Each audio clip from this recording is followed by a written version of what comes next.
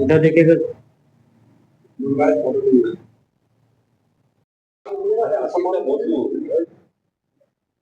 आशीष बैठिए बैठे।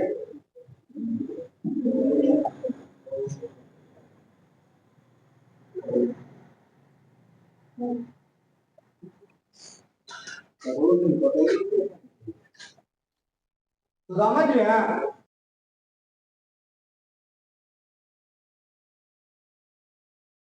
वृद्धाश्रम के संचालक है डॉक्टर एम.एस. परवान।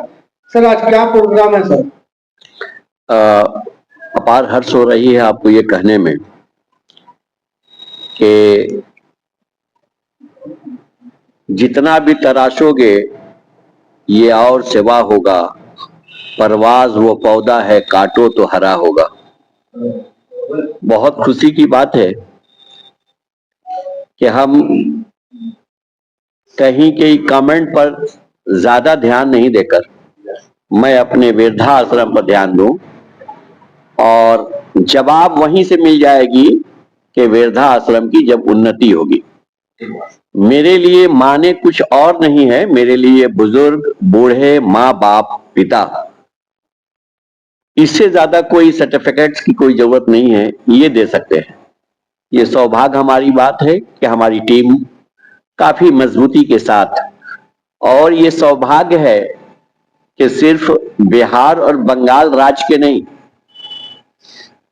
इंडिया के मशहूर कंसल्टेंट मिस्टर वाचस्पति चौधरी इस संस्था के सीनियर कंसल्टेंट हैं, और जब हमारी सिपहसालार मजबूत है तो हमारी होम भी मजबूत होगी। और मैं आप सभी को आश्वासन देना चाहता हूं कि बहुत से ऐसी न्यूज भ्रमण की जा रही है, लोग भ्रमित किए जा रहे हैं।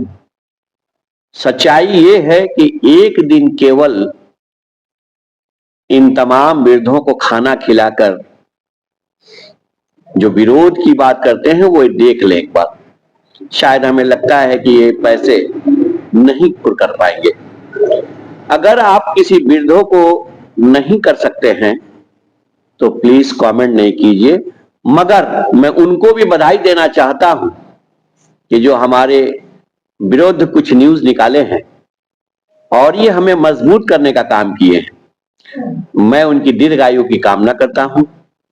उन पत्रकारों का जो 2 पत्रकार कथित हैं, उनकी दीर्घायु की कामना करूंगा, और मैं चाहूंगा कि वो बचे रहें, अच्छे रहें, तंदुरुस्त रहें, ताकि हमारा मार्गदर्शन करते रहें और हम अपने आप में ऐसे मजबूत होते रहें।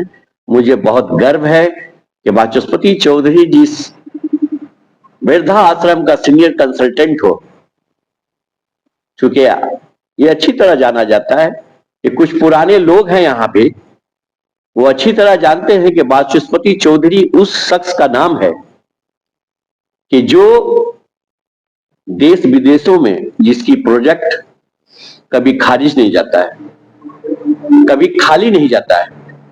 तो मैं दिल की तन्हाइयों से, दिल की गहराइयों से अपनी पूरी टीम के तरफ से इनकी दीर्घायु की कामना करते हैं, और आज से विधिवत एज ए सीनियर कंसल्टेंट हमारे बीच श्री चौधरी जी हैं। मैं बता दूं कि आप रामकृष्ण मिशन के स्टूडेंट रहे, आपके बड़े भाई रामकृष्ण मिशन के महाराज रहे, आप बहुत बड़े लेवल पर आप प्रोजेक्ट मैनेजर के साथ साथ आपकी लिखक जो है वो काफी स्ट्रांग है, और आप जब इस संस्था को अपना आशीर्वाद दिया है तो हमें लगता है कि अब कोई कमी नहीं रहेगी, और जो कमी रहेगी तो गाहे बगाहे पत्रकारों लोगों ने हमें बताते रहते हैं, उसको हम सुधार करते रहते हैं। आज समझिए कि शुभ दिन था, जो कोलकाता से चल के बी चौधरी जी जो वृद्धा आश्रम या संस्था के एक्सपर्ट माने जाते हैं और कंसल्टेंट है, उनकी बात हम लोगों ने सुना और बहुत ही अच्छा लगा। और वृद्धा आश्रम जो है लाइफ केयर वृद्धाश्रम, कायनात ऑर्फन ओल्ड एज होम जाजा चरघरा में है। हम लोग वहाँ पर मौजूद हैं, इनकी बातों को सुना। इनकी बातों से हमें ऐसा लगा कि हमें 40 लोगों की जरूरत नहीं है। 40 अगर वृद्धा आश्रम में है तो हम उसको कम करके उनके बच्चों के पास जाके काउंसलिंग करके उनके हवाले करें और हम 5 वृद्धा को रखें, अच्छे तरीके से रखें। हमारा वृद्धा आश्रम जो हाईटेक वृद्धा आश्रम है, यहाँ सारी सुविधा है। और आप जितने भी लोग हैं सबसे निवेदन है कि आप एक बार आके देखें। अच्छा, आज इस वृद्धाश्रम में एक नई चीजें भी बात सामने आई है कि यहाँ पे जितने वृद्धाएं हैं जो लगातार यहाँ पे रहकर खाना पीना के अलावा इसमें एक तरह से मोमबत्ती का उद्योग या अगरबत्ती का उद्योग, इसमें क्या सच्चाई है? ये हमारे माननीय जो आयु एक्सपर्ट जो है, कंसल्टेंट जो है आश्रम के या से, उन्होंने इस तरह का एडवाइस दिया है। तो हम लोगों ने भी चाहा कि ये बहुत अच्छा पहल है कि वृद्धाओं को मतलब कि अकेला नहीं छोड़ा जाए, किसी चीज में लगाया जाए और उनको भी कुछ पैसा की आमदनी हो। ये हम लोगों ने ऐसा सोचा है। सर, आप कलकत्ता से चलकर अचानक पहुंचे सर लाइफ केयर वृद्धाश्रम, यहाँ पे क्या क्या सुविधा आपको सही लगा और क्या क्या सही लगा सर? सर, सूत्रों से पता चल रहा है कि रात में आप बिना बताए किसी को बिना बताए इन्फॉर्म किए डायरेक्ट वृद्धाश्रम आए हैं और जांच किए। क्या कुछ पाया गया है वृद्धाश्रम में? हाँ, हमारा तो आश्रम का है, इसीलिए हमारा पुराना रिश्ता है, 15 से 20 साल तक हमारा रिश्ता है। तो हम लोग के आया तो एक बहुत बड़ा उद्योग है ये लोग लिया, तो हम लोग देखने आया कैसे चल रहा है।